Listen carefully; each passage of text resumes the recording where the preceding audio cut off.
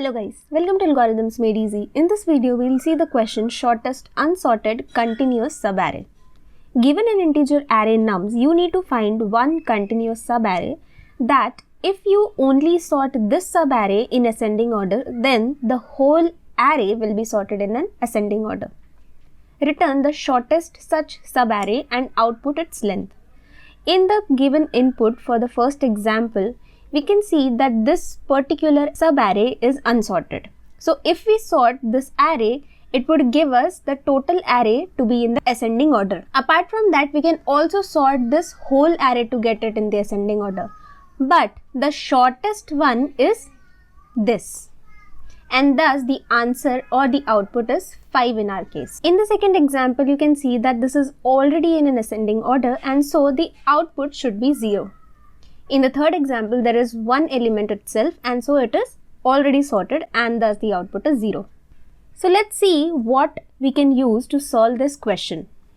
Let's take the first example that was given to us with the question. If you sort this particular array, you'll get this array. And you can see that the difference starts from this particular point as this is 6 but here we have 4 and ends to this particular point wherein we have 9 in our array but should have been 10. So that's the smallest length of the subarray that we need to sort. So we can say that our output is 5. So this is a basic concept wherein we can sort and check the starting and end point of the difference that we have got in our sorted and input array. So let's go ahead and code this approach first and then we'll try to reduce the time complexity and the space complexity. While using the sorting, we also need our original array and a sorted array.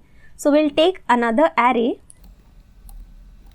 which would be of length nums.length and we need to copy all the elements from nums into array and then sort this array.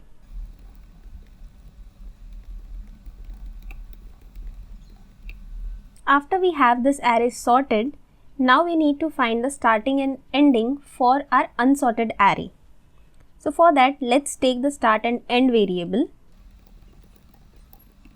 So for finding the start index, we'll start from index equal to 0 and check for inequality in the original array and our sorted array. Once we find an element that is unequal, we break the loop, and similarly we do for end wherein we'll start from the end of the array rather than starting from the start of the array.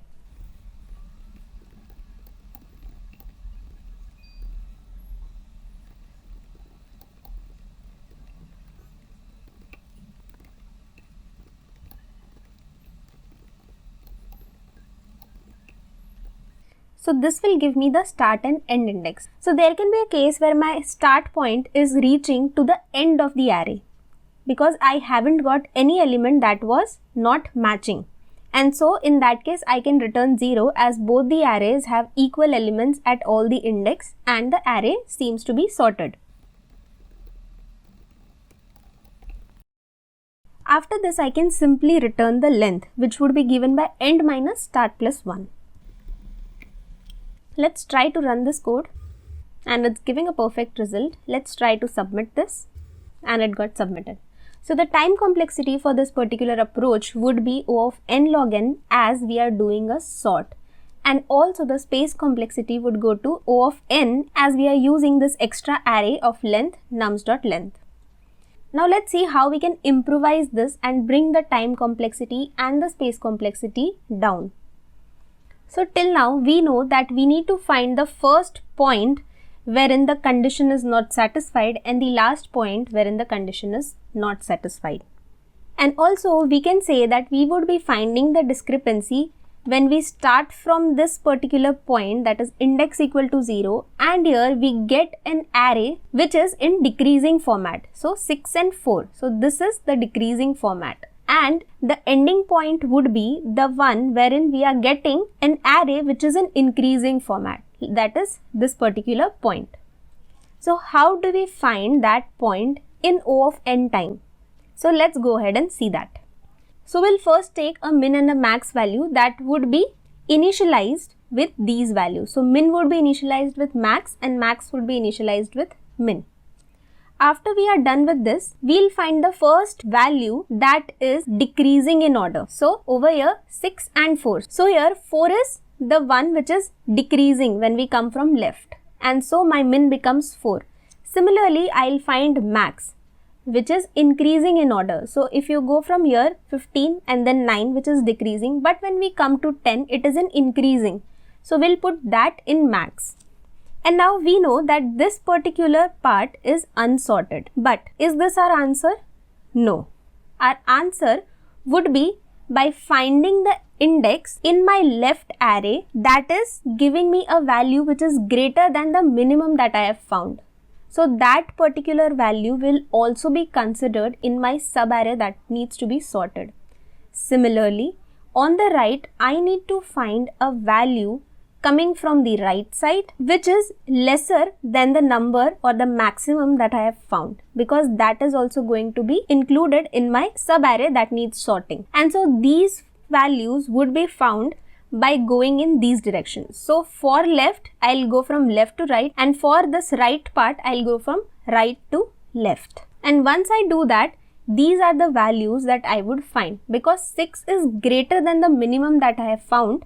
So that means that this needs to be sorted, and over here 9 is lesser than the maximum that I have found, and so this also needs to be sorted. So my unordered subarray becomes this whole part, and the length of that array would become right minus left plus 1 as we have seen, which gives us 5. So that's how we would find it in O of n time without using any extra space. So let's go ahead and write down the code for this approach. So as we saw in our example, we were taking a min and a max val. With this, we also take a variable to hold nums.length. And now we need to find the first and the last position where my increasing and decreasing orders are being found. So from the left, I'll find the decreasing order, and from the right I'll find the first increasing order value, and that would go into our min and max variable.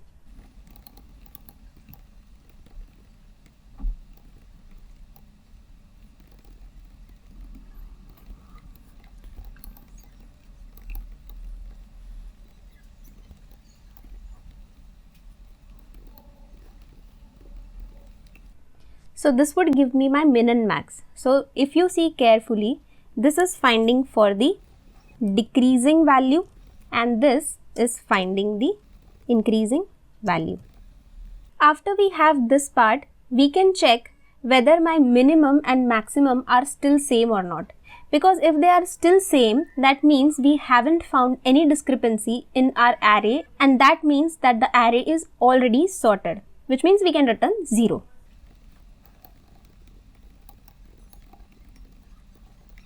Now, this would take care of the sorted array condition. But what if the array was not sorted?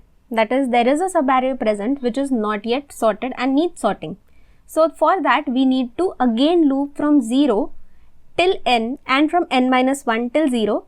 But effectively, we will only be going till the minimum and the maximum value indexes that we have found. And so, while going there, we'll check for the conditions. So let's take two variables, start and end,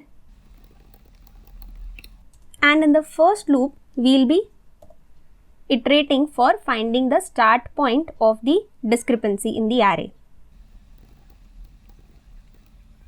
Over here we'll check whether there is a point or there is an index that has a value which is greater than my minimum value that I have found. If we find that value, that means that is my starting point. And similarly for end also. So for end, we will be checking if the value at this particular index is lesser than the maximum value. That means that is my actual end for my continuous subarray that needs to be sorted. And finally, the answer would be end minus start plus 1. So that's it. Let's try to run this code. and it's running successfully. Let's try to submit it, and it got submitted. So the time complexity over here is reducing to O of n, and the space complexity is O of 1, as we are not using any additional array or any additional space. So that's it for today, guys. I hope you liked the video. I'll see you in another video. Till then, keep learning, keep coding.